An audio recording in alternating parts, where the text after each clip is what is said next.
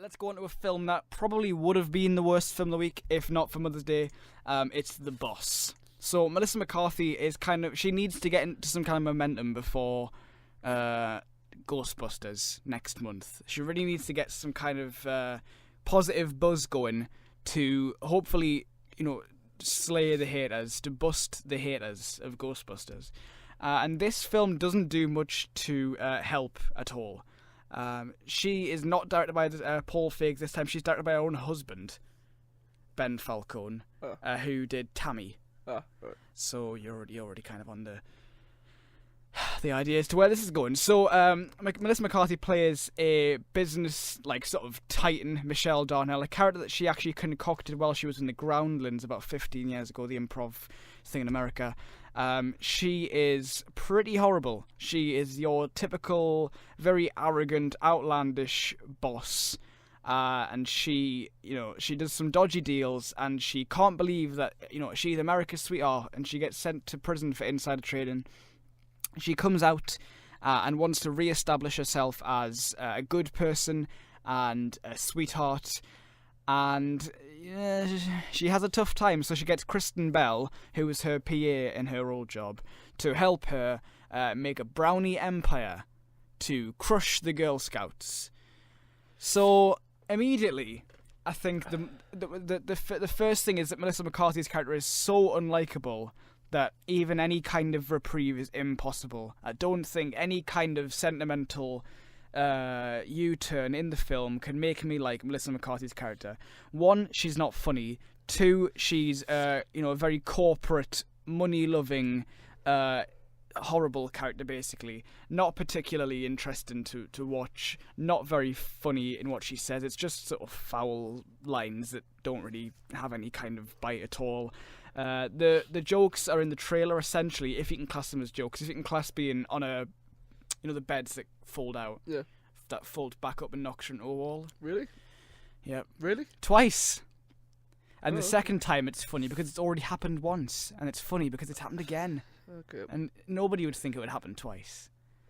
Cool. But, I mean, the rule is 3. If you're going to do it once, if you're going to do it twice, do it 3 times, or don't do it at all.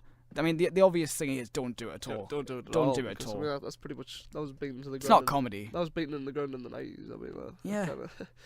It's a 15, and it plays to about a PG audience, but with more cursing. Yeah. It's one of them films that you don't understand who is it for, because it's just not funny. Quite simply, it's for different reasons to Mother's Day, which was obviously that was a comedy drama that was touching all the way through. This kind of, you get a chance to see Melissa McCarthy do her thing where she just sort of shouts at people and annoys people, and she succeeds. She's very annoying.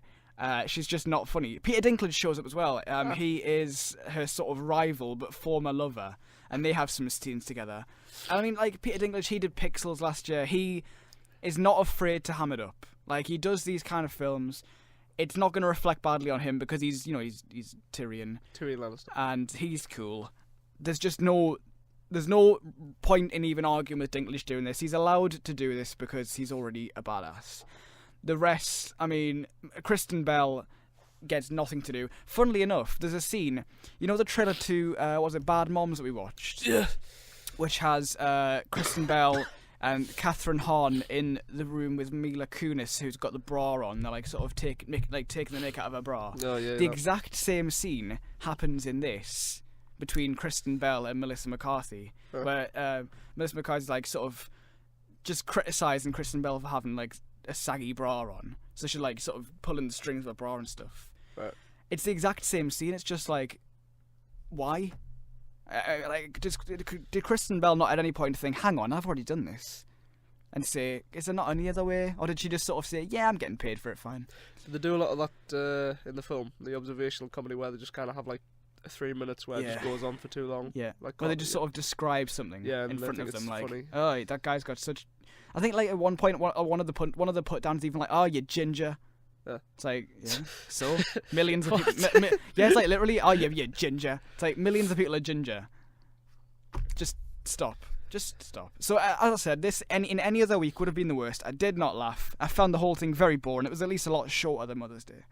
And if it was a choice between the two, this. If it was a choice between this, Mother's Day, and sitting in a dark room for 24 hours, probably that.